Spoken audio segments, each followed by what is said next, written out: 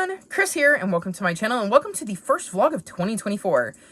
It's crazy to think we're already in 2024, and that means a new year and a new pile of books I need to get my way through. I'm starting with pretty much a clean slate. I had books that I was rolling over and was hoping to get to that had been on TBRs, and I have decided that I'm going to put them all back on my physical TBR, obviously the ones I own. I'm not really doing that with library books because, well, that would be silly. But the physical or ebooks that I was hoping to get to, if I didn't get to them, they're going back on my shelves. They're not going to get rolled over on my spreadsheet. The only book that is rolling over from 2023 is Tales of Ancient Egypt, because I started this and I see no reason not to continue on. I'm only like 25 pages in, so not really many thoughts other than so far the first few myths I've read about are ones I already know. I have decided that my first book of 2024 is going to be a mixture of mischief. So I believe this is the most recent book in this series, and it might even be a trilogy, and this would be book 3. I don't know. I suppose I'll find out as I read and see if that gives me an indication, because sometimes it is really easy to tell when a story has wrapped up and other times it isn't. This follows Leo, right? Yes. And her family has baking magic, and in the first book, she really can't wait to get involved and figure out what her powers are. I've really, really loved this series. I have put this off for way too long. It is definitely fitting into my goals of working on my series and trying to get through more of them, while also tackling my own TBR and trying to kind of be careful with how I'm crafting TBRs in 2024 so that I don't get overwhelmed. It is on my phase out TBR, so I figured I would start with a book for my own readathon, since I was very bad at prioritizing books that I kind of felt like I had to read. And I say that like it's a bad thing, but like I do my TBR game or I take part in readathons, and then I go, well, here are 8 books that are not on any sort of TBRs. They just happen to be around and I'm going to read them instead. So I'm trying to be mindful already of reading books that I planned to get to, because if I don't read them, I tend to try to roll them over and then I get overwhelmed. So the very first book of 2024 is going to be a mixture of mischief, and I'm hoping that by diving into a series and catching up on it, I will start my 2024 off right. I know last year, and it is really weird to be referring to 2023 as last year, I started off with a book I had only recently heard of. It was a standalone, and I remember not enjoying it very much. And so this year, I thought it would be fun to start with a book in a series that I already know I love, so that ideally, I'm going to be kicking off the year with a book that I really enjoy. So I'm very excited to dive into this year. I'm excited to see what 2024 brings, and I will check back in with you in a few days to give you an update on how I'm doing and let you know how 2024 is treating me so far.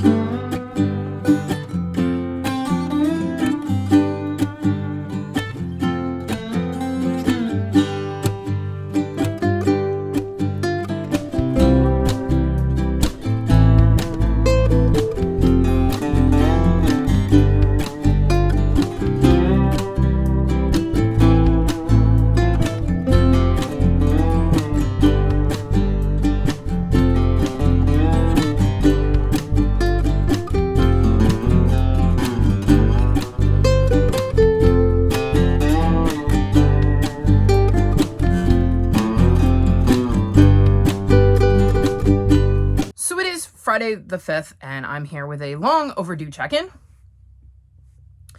The last couple days have been kind of hectic. I had completely forgotten that my sleep schedule was going to get massively screwed up, because we are in the time where New Japan, which is another wrestling company, puts on their like biggest show of the year, and I tend to watch every year, especially when somebody like Jon Moxley, who's one of my favorites, is going to be on said show. So they had Wrestle Kingdom Wednesday night, Thursday morning, however you want to look at that. probably Thursday morning, because it started at 1:30 a.m. my time and went on to like 7 in the morning. And then Friday morning, so this morning at around 4 o'clock a.m. my time, they had their New Year's Dash, and you go into that not knowing who's going to appear. And I stayed up just in case Mox was on there, and spoiler, he was.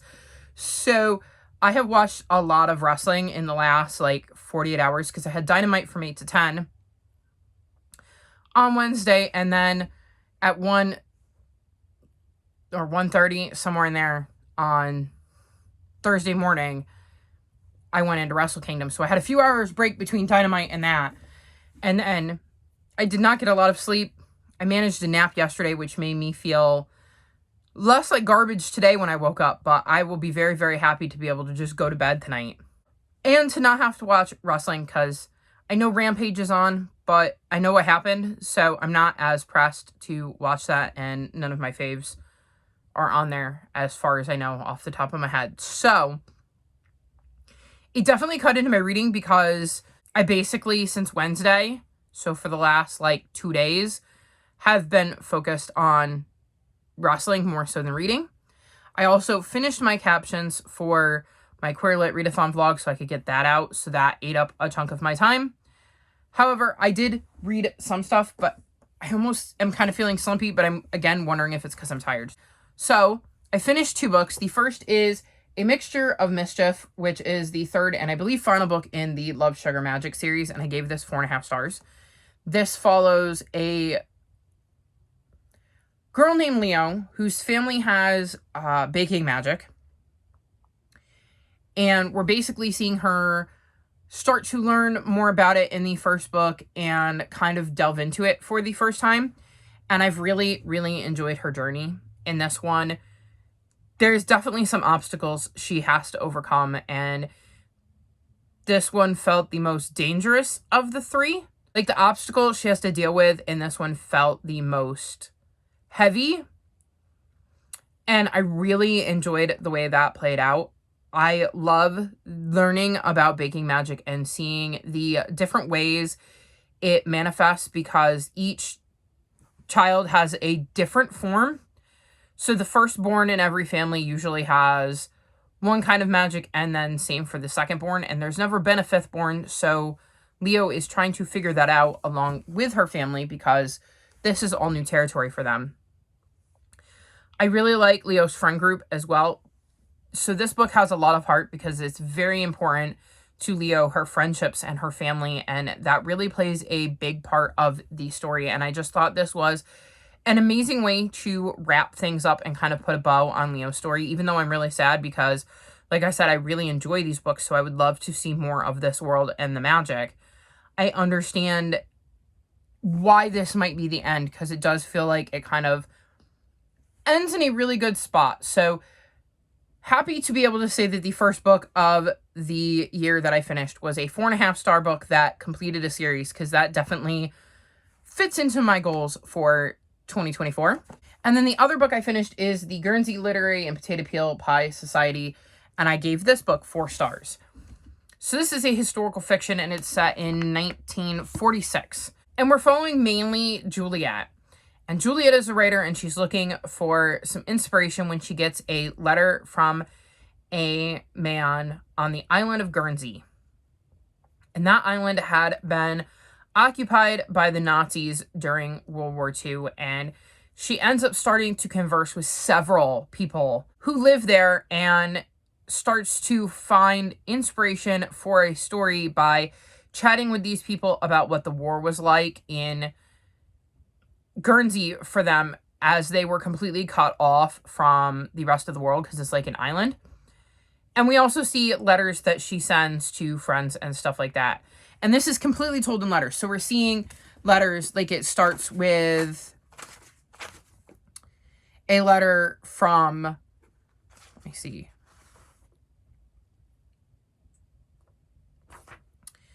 Juliet to her friend Sydney. Then it says from like Sydney to Juliet. Then we have from Juliet to Sydney. From Juliet to Sophie. So see, it's all set up like in letters. And that's how the whole book goes, where we see different characters send letters. And really the main focus is Juliet, but we do see letters exchanged between characters that are not Juliet. And I thought it was such an interesting way to tell this story. It gave voice to a multitude of characters and really helped build the universe. I really love the audiobook because each of the characters had a different voice. So when you were reading a letter from each of the different characters, there was a voice actor to go along with that character. And I thought that really helped bring the world to life because you really did feel like you were sitting with these people. I love the journey of the story and everything Juliet went through and how we got to see her grow and change throughout the story. Despite the fact that, again, it's completely told in letters. So you're only seeing what is being mentioned in the letters. And it worked way better than I thought it was going to at the start. And it really, really sucked me in. So very glad that I chose to pick this out for 2024. Because like I've said before, I've heard really good things and it definitely lives up to the hype. Despite not finishing anything else, I am in the midst of several other books. The first being The Fires of Heaven. I'm back to Wheel of Time. I'm on page 197, so decent progress in this one. This one is well over 800 pages, so it's going to take me a while to finish it. This series is very complicated, and it's taking me a little bit to get back into because it's been a while since I've read one of these chonkers, and trying to remember where I had left off in the last book, but so far, so good. I'm still very curious about everything that's happening to these characters. There is one that I haven't seen, and I legitimately have no memory as to what they were doing at the end of the last book, so I'm hoping they're going to pop up here so that I get a refresher, because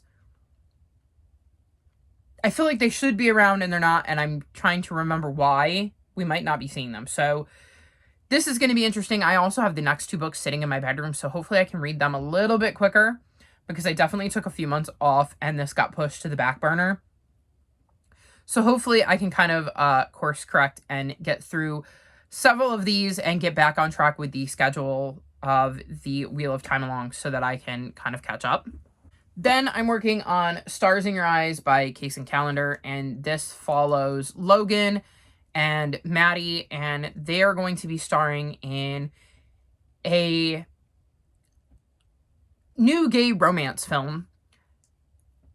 Right from the start, they get off on the wrong foot because Logan basically says that Maddie is overrated and not talented. Logan is like a Hollywood bad boy and Maddie is a golden boy. So they definitely ruffle each other's feathers very quickly. Unfortunately, with press for the movie not going the way they want it to because that bit about Logan gets out, the higher-ups on the movie decide to hatch a scheme where Maddie and Logan are going to pretend to date to drum up publicity for the movie and hopefully negate some of that bad press. And that's what we're seeing. We're seeing them try to navigate being two very different personalities on this movie set while not exactly liking one another and having to fake date.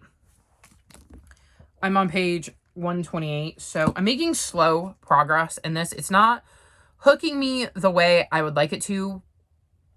I don't think it's going to get out of the 3 stars, but I'm willing to be surprised. Again, I've been kind of reading it in snatches here and there between wrestling, so that could be part of it. And if I just focus, I might get to a point where it really does suck me in, so we'll see.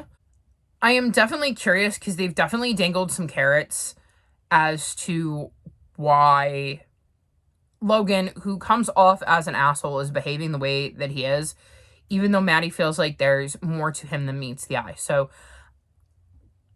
I'm not enjoying it, but I'm not loving it either. So we'll see how this one turns out. And then this morning, while I was waiting for the show to start, I picked up The Lost Year because I wanted something read to me because I was a little bit tired, but I wanted something that was a little less complicated than The Wheel of Time. This is a historical fiction, and we're following, what's his name? Matthew. Yes, Matthew. And it is in 2020, and we're in the midst of the pandemic, and Matthew is is struggling a little bit with that. He misses his friends. He misses school. His dad works in Paris, so because of the pandemic, he can't see his dad, and he's struggling with that. He lives with his mom and his great-grandmother, and that makes things even harder because his great-grandmother is like 100, so he really has to be careful about who he comes into contact with because COVID can be very, very dangerous for her. His mom gets him to help his great-grandmother go through her boxes, and he's starting to learn a little bit about his great-grandmother's past, and we're going to find out that there's a lot more to her past than he ever could have expected. This is interspersed with other POVs, and the other two POVs so far are Mila, who lives in like Russia or Ukraine. Let's see. Let me find one of Mila's POVs because it does tell you. Kiev, Ukraine in the USSR in 1932. And then the third POV is Helen, who lives in Brooklyn in 1932. So we're also getting stories told from their point of view and learning about what their lives are like in 1932. And we know at some point this is going to somehow involve Matthew's great-grandmother, and I'm very curious to see how that kind of all slots together. I'm on page 90, so I made some decent progress last night in this while I was waiting for wrestling to start. I'm intrigued. I'm very invested in the story and wondering where it's going to go. I like how we're kind of learning the story along with Matthew and figuring things out with him, even though we're also getting stuff from Mila and Helen's point of view.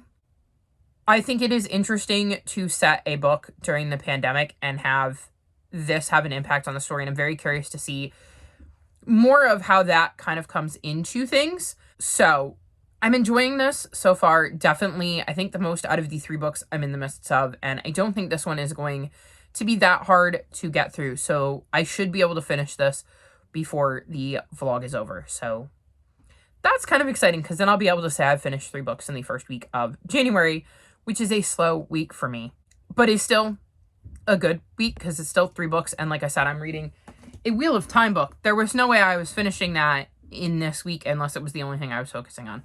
Hopefully I can finish Stars in Your Eyes as well, but it's going to depend on how much focus I give to reading because I'm tired and my brain feels a bit fried from all of the wrestling and the lack of sleep. So concentration might be a little bit hard. So I may pivot and edit because that requires slightly less concentration and like retention of details. Once I get through my edit, I don't need to remember what I said in that video. I can always watch it back, whereas with the book, it's a little bit harder because I kind of need to remember the details, especially for something like the Wheel of Time book, where in 3 books' time, I may need to actually retain some of the details from this one. So we're going to see how it goes. I'm having a rough start to the year, but I think I probably have the last few years because of Wrestle Kingdom. It would be interesting to go back and look at my book tracker and see what I did in the first week of the last couple of Januaries where I've been tracking to see how it compares to this week. Maybe I will do that before I check in again, but that's my update. It's not the best week, but it's also not the worst, and we're going to see how this goes, and hopefully I will have finished at least 2 of the 3 books that I'm reading by the end of the week when I check in with you again.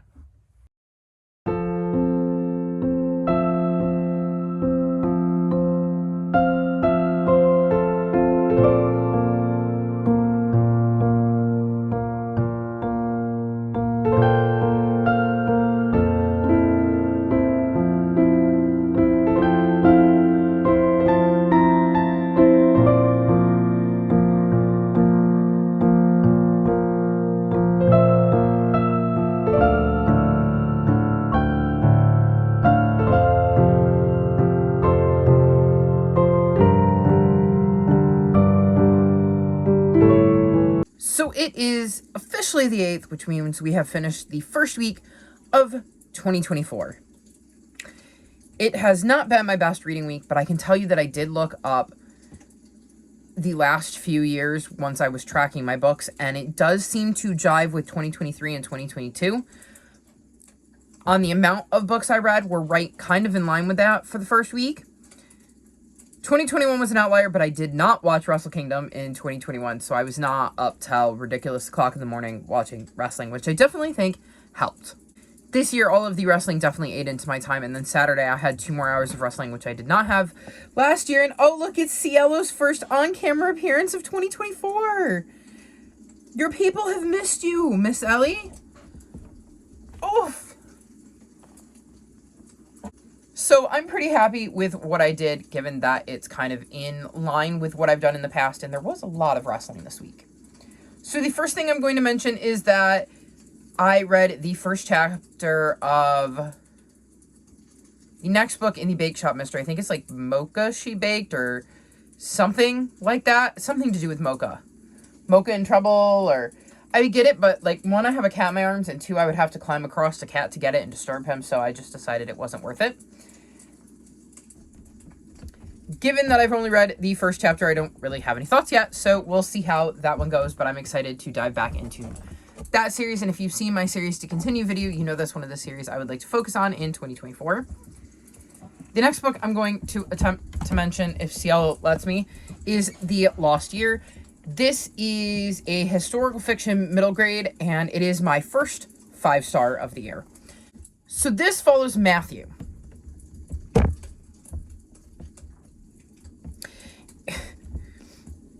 Oh, you can't just sit with me. You gotta move around. So this follows Matthew, and he is currently struggling because he's living with his mom and his great-grandmother, who he refers to as Gigi, and we're in the pandemic, the earlier days of the pandemic. His dad is working in Paris, so he's really worried about his dad and wondering when he's going to get to see him again. He ends up getting in trouble with his mom, and she orders him to sort through some of his great-grandmother's things. And when he's going through his Gigi's things, he uncovers some secrets about her past, and that leads us to Ukraine, where we follow a couple of girls from Ukraine during the Holodomor. And that took place, let me see, in the 1930s? Yes. And it was a famine that killed millions of Ukrainians, which the Soviet Union covered up for decades. And we're seeing what their life was like in Ukraine at this time as this was going on, and trying to figure out how it connects to Matthew's great-grandmother. I loved this book. I was so invested in the story and trying to puzzle things out with Matthew. I really got attached to the POVs we were reading about from the girls. I was emotionally invested throughout the entire thing. I was horrified by the fact that this was a thing that had happened, and the author's note is really, really poignant as well at the end, because her family is from Ukraine. So her grandmother had 2 sisters and a brother that she left behind in Ukraine when she'd immigrated to America in 1928. So some of this is based on stories that she heard growing up from family members who lived through this. And I think that's just absolutely fascinating that she kind of based it on her real life and decided to delve into this and tell such a painful story.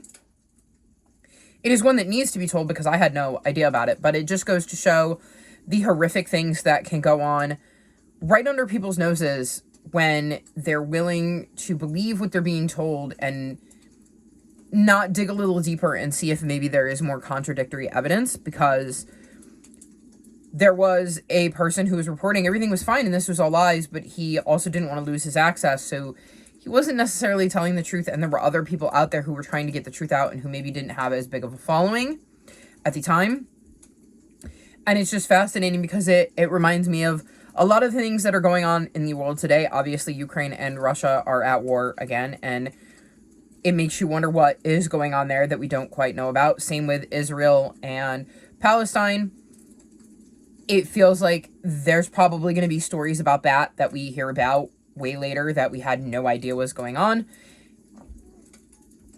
And then, of course, there might be things going on that we don't even have an inkling about that are happening right now in the world that just nobody's reporting on, or the people that were reporting on it are from such small accounts and with such small followings that the mainstream media isn't picking it up and we're just not hearing it. And it was absolutely fascinating to hear this story and to learn about a period of time I had never learned about.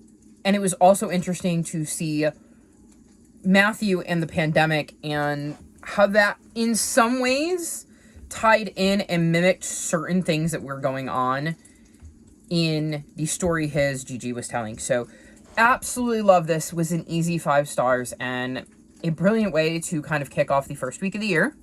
And then the other book I finished is Stars in Your Eyes by Kacen Callender, and I gave this 4.25 stars. So this follows Logan and Maddie, and they're both actors, and they're getting ready to do this new gay romantic comedy, and Logan is a bit of a bad boy in Hollywood, and he ends up basically saying that Maddie is not a great actor, he's very bad at his job, and it creates some tension. Maddie is a bit of a golden boy, he's really well liked in the industry, so these comments start to hurt the perception of the movie before it's even really gotten going. So the higher-ups for the movie decide that Maddie and Logan are going to pretend to date, and of course, while they're pretending to date, real feelings develop, and they have to navigate that side of their relationship with everything going on. So, this sounded like an amazing little romance, like the kind of thing that I would be really into. And I went into it not expecting it to be what it was. So, I'm going to share this with you because it's right at the beginning of the book, which means the author wants you to see it right from the start. It says, "Dear reader, Stars in Your Eyes is a deeply personal story that explores trauma's effects on relationship.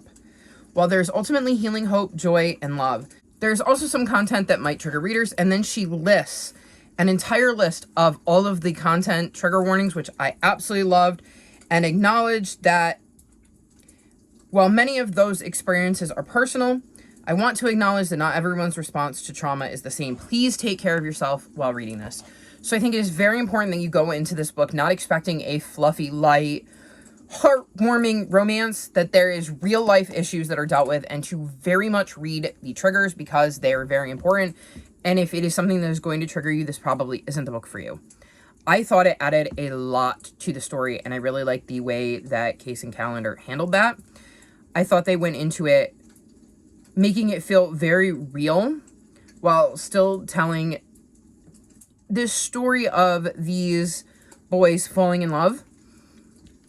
I really liked Logan and Maddie, and they both felt very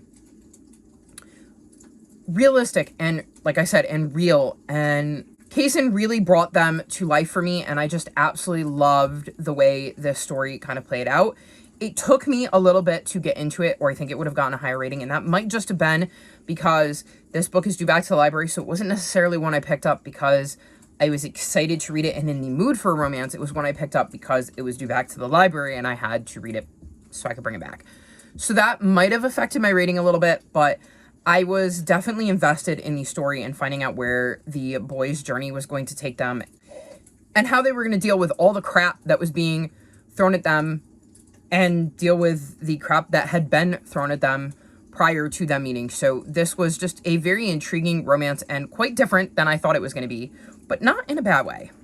And then the only other update I might have is that I'm now on page 226 of The Fires of Heaven, which is the next book I'm on in the Wheel of Time series. I don't know whether that's where I was when I last talked to you, but I'm making slow progress in this. It's a chunker, and it takes a lot more concentration, and with all of the wrestling, I didn't necessarily want to read tons of it because I was tired. And it was easier to read The Lost Year because The Lost Year's content, while heavier, was still middle grade, so it was written at a level that was easier for my brain to digest. And then a romance, even with heavy topic, is still less dense than something like this. So those got priority. And like I said, Stars in Your Eyes was due back to the library, so it took priority. But that's where I'm at. I only managed 4 books this week, but so far I've had all of them be 4 stars or higher. So it's a really good start to the year. I've got my first 5-star out of the way, and hopefully things continue to chug along and we go nowhere but up from here. But that's going to be all for this vlog.